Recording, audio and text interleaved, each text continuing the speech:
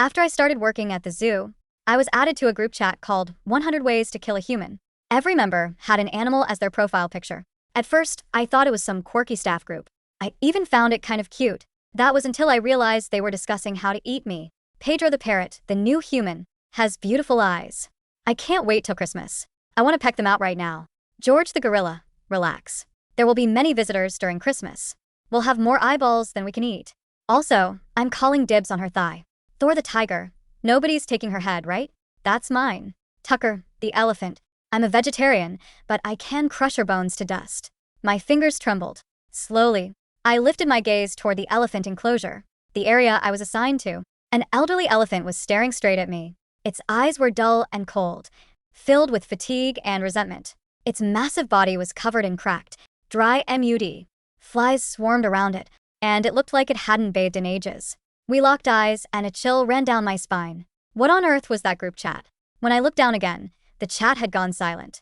Hey, newbie, get to work, my coworker snapped. He walked into the enclosure with visible disgust, grabbed the hose, and sprayed the elephants roughly. They backed away, clearly unwilling to let him near you useless beasts. He cursed. I'm so sick of taking care of you. Get over here. The elephants didn't move, so he threw the hose on the ground. Fine, stay filthy. See if I care. He stepped out of the enclosure and turned to me. I'm done here. Don't forget to prep their feed later. But don't bother too much either.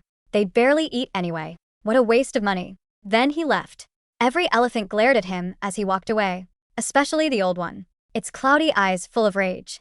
My phone buzzed again. Tucker the elephant. When Christmas comes, I'll be the first to crush those guy. Then I'll crush all the humans. Ellie the elephant. Let me stomp on them too. Dad. Chuck the seal. Christmas means lots of humans.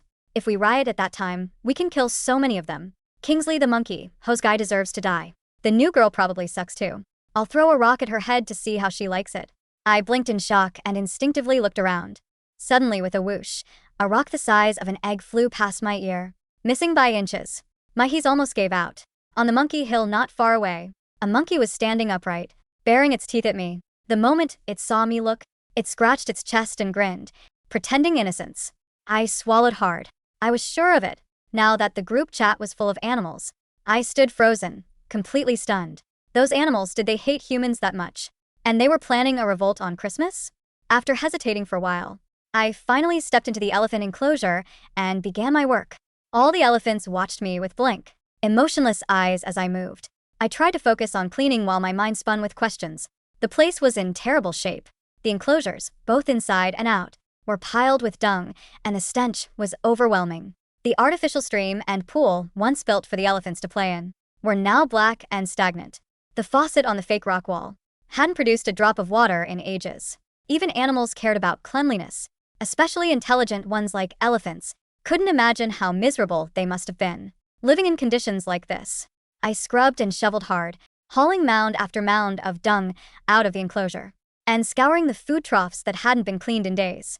By noon, I'd only finished about 70% of the job, but the elephant enclosure already looked worlds better. I didn't stop there. I ran to prepare their feed next, only to find the supplies painfully sparse. There were mostly palm fronds and some dry brittle hay. There weren't even vegetables, let alone fruit. Is this all the elephants eat? I asked the woman working next to me. The zoo isn't short on funds, right? I wouldn't know. I feed the capybara, us their food's worse, she said hurriedly before rushing off. I pressed my lips together and grabbed as many bundles of hay and leaves as I could carry, back to the elephants. When I returned, the group chat chimed, Ellie the elephant. He worked so hard cleaning that I thought she might be a good human, but as it turns out, she's just like the others, feeding us dry hay. Benny the elephant. I'm so hungry. I want papaya. It's been ages since I had papaya. Boo-hoo North. The polar bear. Stop crying. I ate rotten fish today. At least a pile of hay would have been better. I hesitated for a second, then dumped the feed into the enclosure. The elephants shuffled over, eating with hollow, weary looks. There was only grief and resentment in their eyes. The old elephant didn't come near. Instead, it lay down and stared blankly outside the enclosure, as if lost in thought. While they ate, I bolted to my car, drove to the nearest supermarket, and cleared out the produce section. Mangoes, strawberries, apples, bananas, papayas, cabbage. I bought as much as I could, and had the store deliver the rest to the zoo. Before long, the feed room was piled high with fresh produce. My coworkers stared in disbelief, but I ignored them, hauled 3 full baskets of fruit and vegetables, and took them to the elephant enclosure. When the fresh produce hit the floor, the elephants froze. They had been chewing on dry, tasteless hay and sour leaves.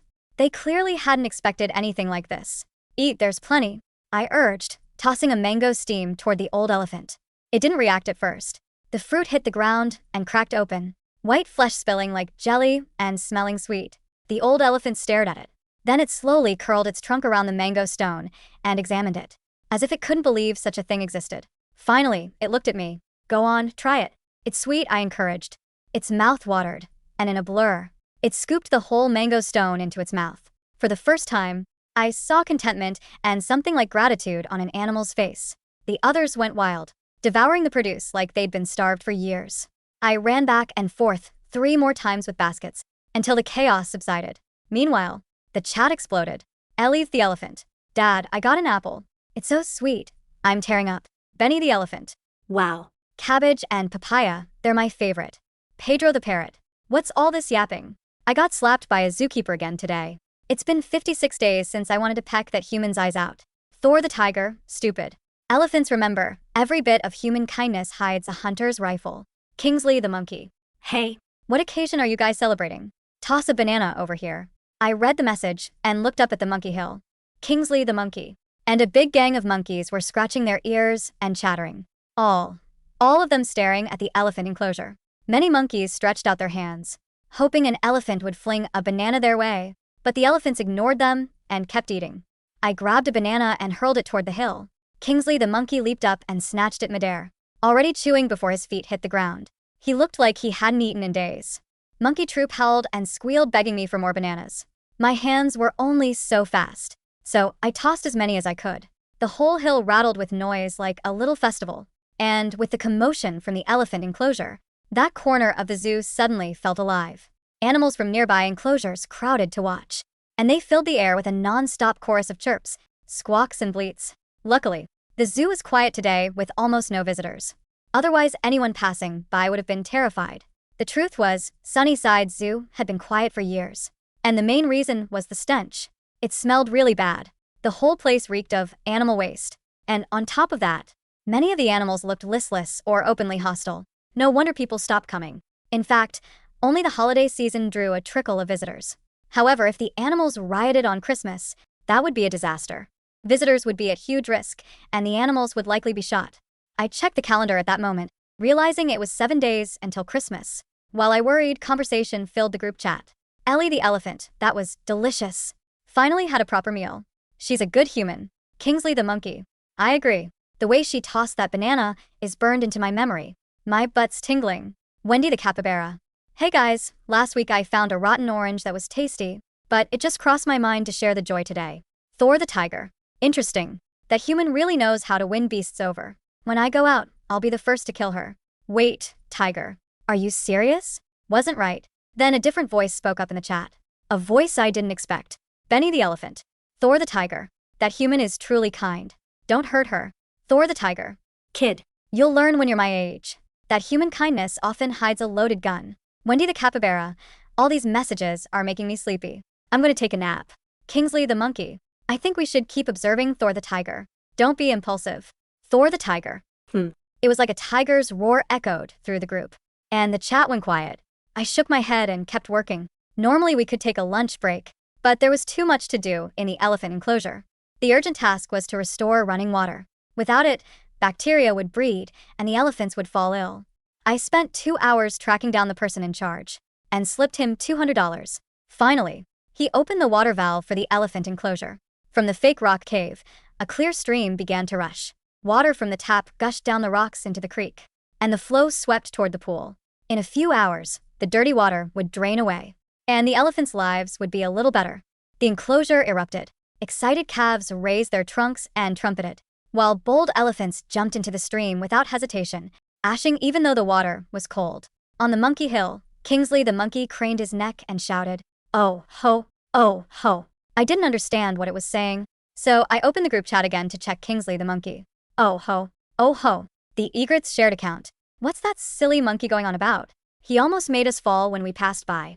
Kingsley the monkey. I'm sorry, I got too excited. I'm saying the human gave the elephant enclosure water. George the gorilla, I heard it too. It sounds so familiar. That human really is a good human. Animals kept popping into the chat, arguing and commenting. I even saw a panda send a gift with its paws together, like it was thanking someone. For some reason, my chest felt warm and a small smile tugged at my lips. And the tiger showed up again. Thor the tiger. How naive. Food and water are ours by right. Those humans dangle a little treat and expect us to forget everything. If she dares show herself, I'll rip her apart. The chat went quiet for a long moment. After a while, Kingsley the monkey asked, what if she gives you your favorite, a big drumstick? Thor the tiger. Then I will eat the drumstick. And then I will eat her hand. A golden cage is still a cage, monkey. Do not let a few sweet mouthfuls make you forget the iron bars. My breath caught. Thor wasn't wrong. I looked around the enclosure. The fresh water was flowing, yes, and the elephants had full bellies for the first time in God knows how long, but the concrete walls were still 10 feet high. The dry moat still separated them from a world they had been stolen from. I hadn't freed them. I had only cushioned their misery. What are you staring at, idiot? I jumped, nearly dropping the phone. Jerry, the hose guy, was standing at the gate of the enclosure, a half-eaten sandwich in his hand and a sneer on his face. I told you to prep the feed and get out. Why are you still hanging around? You look like you've seen a ghost. I was just checking on the water, I said, my voice tighter than I intended. The tap in the fake rocks was clogged. I got the maintenance guy to turn the main valve back on. Jerry laughed, a harsh, grating sound that made the old elephant, Tucker, shift his massive weight behind me. You wasted your time. The boss is shooting down that valve tomorrow, anyway. Water bills are too high, and these mutts don't need a swimming pool. Get your gear and go home. You're done for the day. He turned on his heel and walked away, spitting a piece of gristle onto the gravel path. I looked down at my phone. Tucker the elephant. I can still taste the sweet water. But the bald one wants to take it away. 7 days. Only 7 days left. Ellie the elephant. Dad, don't look at the bald one like that. He has the stick that sparks. George the gorilla. We must wait. The crowds on Christmas will be our shield. If we move too early, they will lock us in the dark boxes. Patience, sister. I stood in the dusty shadow of the concrete wall, a desperate realization washing over me. I couldn't just feed them. If I wanted to survive Christmas, and more importantly, if I wanted to prevent a bloodbath that would inevitably end with these animals being gunned down by police tactical teams, I had to act. I had to understand the scale of what I was dealing with. The next morning, I arrived 2 hours before my shift. My bank account was lighter by $400, nearly half my paycheck. The back of my old station wagon was loaded with crates of fresh, gleaming silver herring, raw marrow bones from a local butcher, and bags of unsalted walnuts, dried figs, and fresh eucalyptus leaves. I didn't start with the elephants. I started with the birds. The aviary was a depressing, dome-shaped cage near the entrance. Pedro, the scarlet macaw, sat on a wooden perch that had been chewed down to a splinter. His feathers were dull, and there were bald patches on his chest from stress plucking. When I approached, he didn't fly down. He just tilted his head, his black, bead-like eyes locking onto mine with unmistakable hostility. Pedro the parrot. The eyes. The blue ones. They look like soft grapes. I want to squeeze them. I shuddered, but I kept my hand steady. I opened the gate, stepped inside, and ignored the warning hiss from a nearby snowy egret. I pulled out a bag of premium walnuts, some fresh papaya slices, and a bundle of clean pine branches. I spent 40 minutes scrubbing the moldy seed husks from his feeding tray, replacing them with the fresh fruit and nuts. I didn't try to pet him. I didn't coo at him. I just did the work, left the food, and stepped out. As I locked the gate, my phone vibrated in my pocket. Pedro the parrot. She brought the hard-shelled nuts. The ones that taste like fat. And the wood smells like the high trees. Why does she do this? Is she trying to poison me? George the gorilla. Eat the nuts, Pedro. If you die, we will know she is an enemy. If you live, we have a well-fed scout. I walked toward the primate house next. The air inside was thick with the smell of old bleach and despair. George, the silverback gorilla, sat in the center of his glass-fronted enclosure. He was enormous, his shoulders like granite blocks, his face a mask of ancient, unbothered dignity. He didn't look at me when I entered the keeper's service corridor behind the glass. I slid the heavy metal door open to his night quarters. I had bought 3 pounds of fresh figs, whole stalks of sugarcane, and raw celery hearts. I laid them out neatly on his clean sleeping platform. Through the viewing mesh, I saw George slowly turn his head. He looked at the food, then up at me. His eyes were incredibly human, deep, brown, and filled with a profound, heavy intelligence that made me feel small. He didn't rush toward the food. He just watched me, assessing my movements, analyzing the tension in my shoulders. George the gorilla. The human smells of fear. But she smells of the old forest too. She does not throw the food like the others. She lays it down like a guest bringing a gift. Thor the tiger. A guest who keeps you in a box of glass, George. Do not lose your mind over some sweet grass. George the gorilla. I have not lost my mind, tiger. But my teeth do not ache today. That is something. By noon I was exhausted. My hands were scraped, my back was stiff, and my uniform was covered in a mixture of animal sweat, old straw, and fruit pulp. But I wasn't done. The hardest part was yet to come. The predator alley was located at the back of the zoo, a narrow, shaded path where the large cats were kept. The enclosures here were old, relics of the 1970s, with heavy iron bars instead of thick glass. Thor's enclosure was the largest, but it was still far too small for a Siberian tiger. The ground was packed dirt, devoid of any grass or enrichment. A single, hollow log sat in the corner. When I approached the keeper's safety gate, I heard a low, vibrating rumble that shook the fillings in my teeth.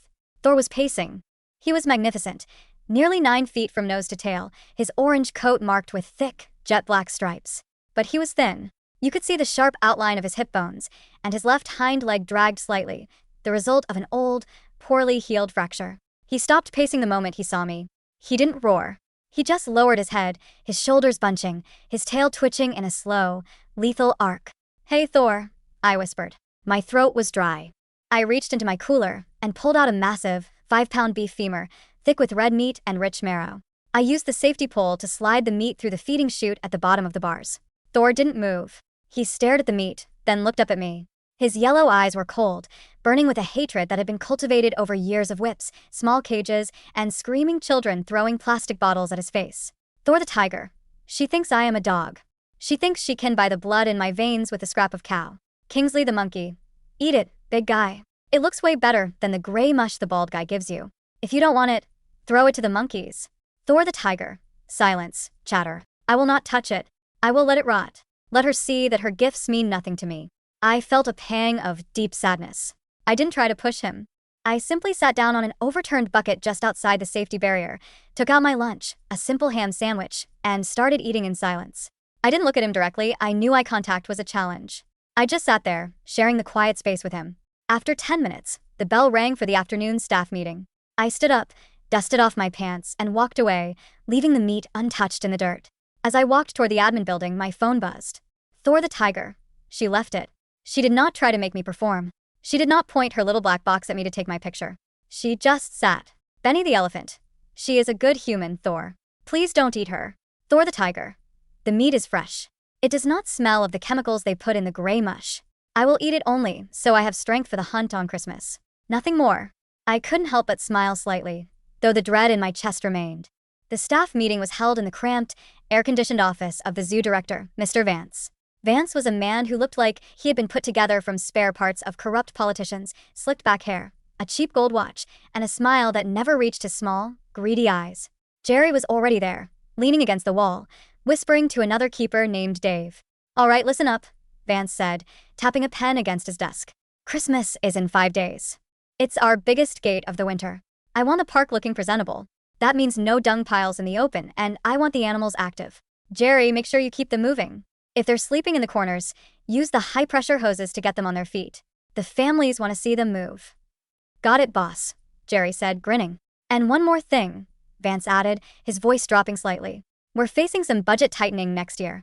The board is looking to phase out some of the high-maintenance attractions. Specifically, the old elephant, Tucker. His medical bills for his arthritis are getting ridiculous, and frankly, he's an eyesore. I've made arrangements with a broker from a private reserve upstate. They're going to take him off our hands on the night of the 26th. My heart stopped. A private reserve? I blurted out before I could stop myself. "Which one?" Vance's eyes snapped to me, cold and sharp. "That's administrative business, newbie. All you need to know is that he's being transferred. Your job is to keep him fed enough so he can walk onto the transport trailer. Don't worry about his enclosure after that." Jerry snickered. I knew what private reserve upstate meant in this business. It was a euphemism for a canned hunt ranch. Rich tourists would pay $20,000 to shoot an old, arthritic elephant in a fenced-in paddock. Tucker was going to be executed for profit. I felt a wave of nausea. I looked out the window of the office. Pedro's aviary was just outside. He was sitting on his perch, his head tilted toward the open window of the office. My phone vibrated violently in my pocket, one buzz after another. I didn't dare pull it out in front of Vance, but my leg was practically shaking from the constant notifications. The moment Vance dismissed us, I ran to the employee restroom, locked the door, and pulled out my phone. The group chat was in an absolute frenzy. Pedro the parrot. I heard them. Through the glass. The bald one and the boss man. They're going to sell the old one. They're going to let the hunters shoot him. They call it the reserve. Ellie the elephant, no. Dad. They can't take Dad. Tucker the elephant, I knew it. I have seen the trailers before.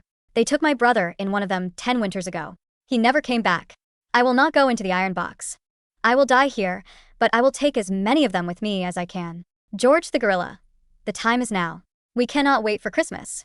We must break the locks tonight. Thor the tiger. Yes. Tonight we paint the concrete red. I will start with the bald one. Chuck the seal. I will block the gates. No one escapes. My hands were shaking so hard I could barely type. The panic was a cold claw in my throat. If they rioted tonight, it would be a slaughter. The local police would be called, and within an hour, specialized marksmen would arrive with high-powered rifles. Thor, George, Tucker, Ellie, they would all be dead before morning. I had to stop them. But how? If I typed in the chat, they would know a human was watching them. They would realize I was an outsider, a spy. They might turn on me instantly. But I had no choice. I couldn't let them commit suicide. I tapped the text box. My fingers hovered over the screen. Then I began to type. Me. Stop. Please listen to me. For a full minute, the chat went dead silent. No one typed. No one sent a reaction. The silence was deafening. Then, the floodgates opened. Kingsley the monkey. Who is that? The newbie? Pedro the parrot. The blue-eyed one. She isn't a wire. She is listening. Thor the tiger. I knew it. A spy. She brought the meat to make us soft, so she could report our plans. I will rip her throat out the moment I see her. George the gorilla. Quiet, tiger. Human. How do you speak our language? Who are you? I took a deep breath, trying to steady my racing heart. Me. I don't know how I can read this chat. I just found it on my phone when I started working here. But I swear to you, I am not your enemy. If you riot tonight, you will die. The humans have weapons that can kill you from far away. They will not hesitate. You will not escape. You will only be killed. Tucker the elephant. Better to die on our feet than be sold to the hunter's girl. My bones are tired, but they are still heavy enough to crush them. Me. You don't have to die. I want to save you. I want to save all of you. But you have to trust me. Give me 3 days. Just 3 days. I will find a way to stop the transfer, and I will get the proof we need to shut this place down and send you to a real sanctuary. A place with no cages.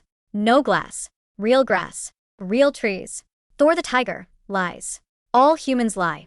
She wants to buy time so they can bring the tranquilizer guns. Do not trust her. Benny the elephant.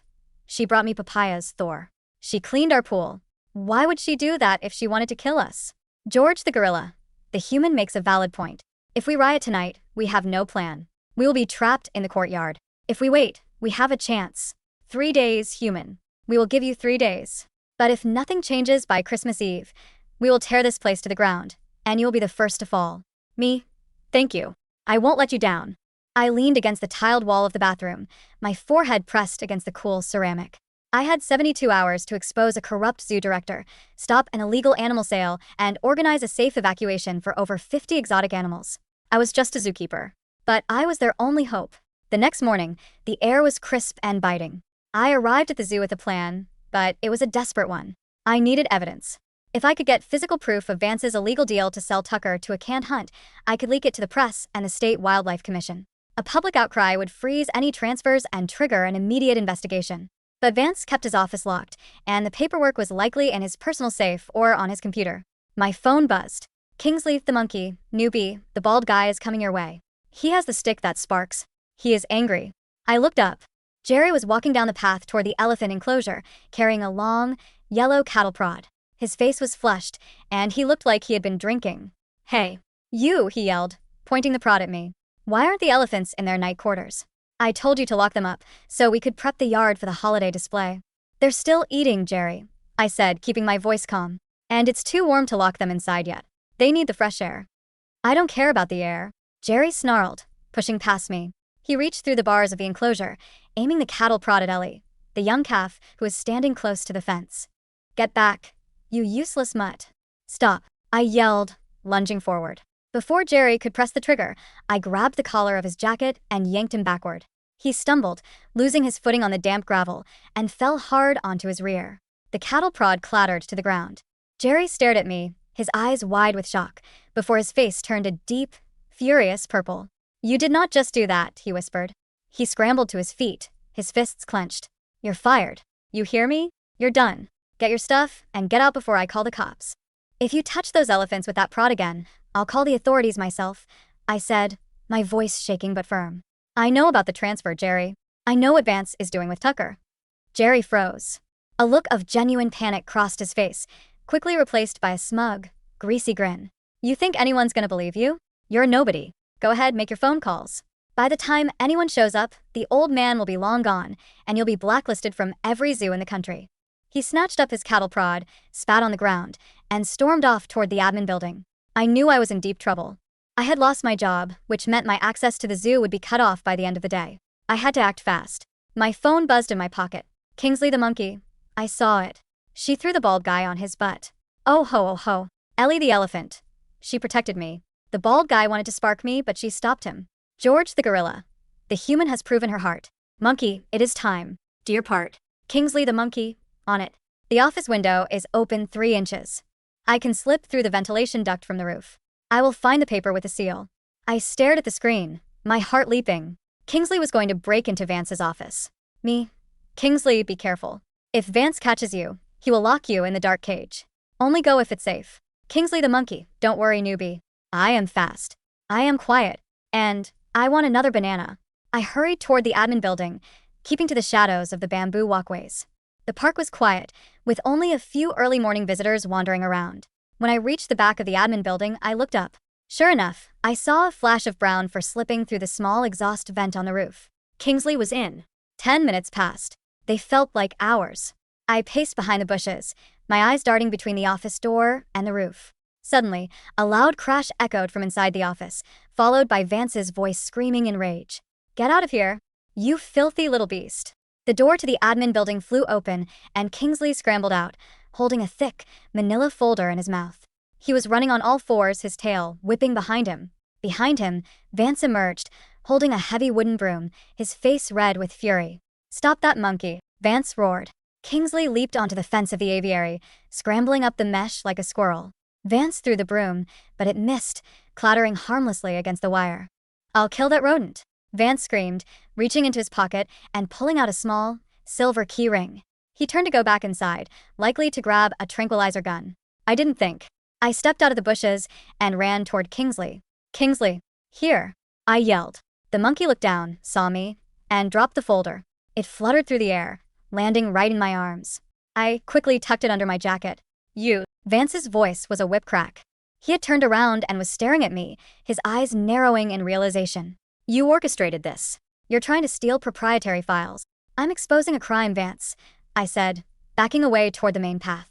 "This zoo is a nightmare, and selling Tucker to a canned hunt is illegal. I have the proof right here." "You don't have anything," Vance hissed. He didn't look panicked, he looked calculating. He stepped toward me, his hands resting on his hips. "Jerry." "Dave." "Get over here." From around the corner, Jerry and Dave appeared, blocking my only exit toward the main gates. I was trapped in the courtyard between the aviary and the admin building. "Give me the folder," Vance said, his voice low and dangerous. "And maybe I won't have the police arrest you for grand theft and trespassing." "No," I said, holding the folder tighter against my chest. My phone buzzed in my pocket. It was a single long vibration. "George the gorilla. We are ready. The locks are old. We do not need keys." I looked up. The aviary behind Vance was quiet, but inside, Pedro was staring at me. On the monkey hill, dozens of monkeys had gathered at the edge of the moat, their teeth bared, their eyes locked on Jerry and Dave. "I'm going to ask you one more time, girl," Vance said, taking another step forward. "Give me the folder." Before I could answer, a deafening sound echoed through the park. It was a deep, resonant boom, followed by the sound of tearing metal and splintering wood. The ground beneath our feet seemed to vibrate. "What the hell was that?" Jerry muttered, his face turning pale. Another boom, and then a roar. It wasn't a roar of anger, it was a roar of liberation. Thor's paddock gate had been busted open. Through the trees, I saw a flash of orange and black. Thor emerged onto the paved path, his massive paws thudding against the asphalt.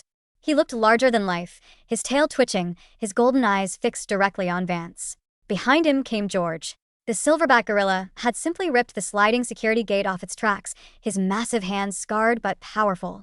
And behind George, the entire elephant herd, Tucker leading the way, his head held high, his trunk raised in a triumphant blast. Vance froze. Jerry dropped his cattle prod, his knees buckling under him. Dave turned and ran, sprinting toward the employee exit without looking back. This is impossible, Vance stammered, backing away until his spine hit the brick wall of the admin building. The cages, they were locked. The animals didn't stampede. They didn't run wild, attacking the few terrified visitors who were currently fleeing toward the gates. Instead, they formed a massive, silent semicircle around the courtyard, cutting off Vance and Jerry. Thor paced forward, his eyes locked on Jerry. He let out a low, guttural growl that made the concrete vibrate. Jerry fell to his knees, his hands over his head, weeping openly. "Don't eat me, please don't eat me." Thor the tiger. He smells of fear. It is a pathetic smell. I want to feel his bones snap. Tucker the elephant. Leave him to me. He is the one who took the water. He is the one who used the spark stick. Tucker stepped forward, his massive foot hovering inches over Jerry's shaking form. The old elephant's eyes were no longer dull and tired. They were bright, fierce, and filled with a lifetime of earned anger. "Tucker, stop," I said quietly. The entire courtyard went silent. The animals all turned to look at me. Thor stopped his pacing, his tail twitching. George watched me from his perch on a concrete bench. "Please," I said, stepping between Tucker and Jerry. I held up the manila folder. "If you kill them, you become what they think you are. Monsters. Beasts to be put down. But if we do this the right way, they go to jail, and you go to a place where they can never hurt you again." Thor the tiger. "They will just put us in new cages, human. You cannot change their nature." "I can change yours," I said, looking Thor directly in his golden eyes. I didn't back down. I didn't run.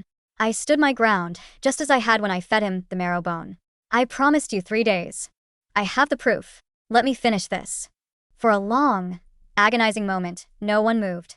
The tension in the air was thick enough to choke on. Then, George stepped forward. He placed his massive hand gently on my shoulder. It was incredibly heavy, but his grip was warm and surprisingly light. "George the gorilla. The human speaks the truth. We are not killers. We are free." George looked at Thor. The big tiger stared back at him, his muscles tensed, before he finally let out a soft huff of air and sat down on his haunches. "Thor the tiger, fine. But if they do not lock the bald one in a cage by the time the sun goes down, I will hunt him myself." The police arrived 15 minutes later, called by the fleeing visitors. But instead of a chaotic animal riot, they found a scene that would dominate the national news for weeks. They found me, sitting on the steps of the admin building, surrounded by a peaceful guard of elephants, a silverback gorilla, and a massive Siberian tiger. Vance and Jerry were trapped inside the admin office, too terrified to step outside. I handed the folder to the responding officer. Inside were the signed contracts showing Vance's illegal sale of endangered species, as well as financial ledgers detailing years of embezzled state funds meant for animal care and habitat maintenance. The media circus that followed was unprecedented. The Sunnyside Zoo rebellion became a global sensation. Within 48 hours, the state seized the zoo. Vance and Jerry were arrested on multiple counts of fraud and animal cruelty, and a major national wildlife sanctuary chain offered to take in every single animal. 2 months later, I stood on a grassy ridge in the foothills of the Blue Ridge Mountains. The air was clean, smelling of pine and wild clover. Below me, a vast, unfenced valley stretched out for miles, dotted with ponds and thick groves of oak trees. In the distance, I could see Tucker and Ellie wading through a deep, muddy lake, their trunks spraying water in giant, glittering arcs. On a rocky outcrop nearby, Thor lay stretched out in the warm sun, his coat gleaming, his limp barely noticeable now that he had room to run. My phone buzzed in my pocket. I smiled and pulled it out. The group chat had been renamed. It was no longer 100 Ways to Kill a Human. It was now the free ones. Pedro the parrot. The trees here have very delicious bark, and there are no glass windows to fly into. I think I will keep my feathers today. Kingsley the monkey. Hey, newbie. I see you up on the hill. Toss a banana? Thor the tiger. Do not beg, monkey. She knows what we need. I looked down at the tiger on the rocks. He didn't look up at me, but his ears twitched in my direction. Thor the tiger. But if she has any more of those marrow bones, I suppose I would not mind. I laughed, a sound that carried across the valley, light and free. I locked my phone, slipped it into my pocket, and walked down the hill to join them.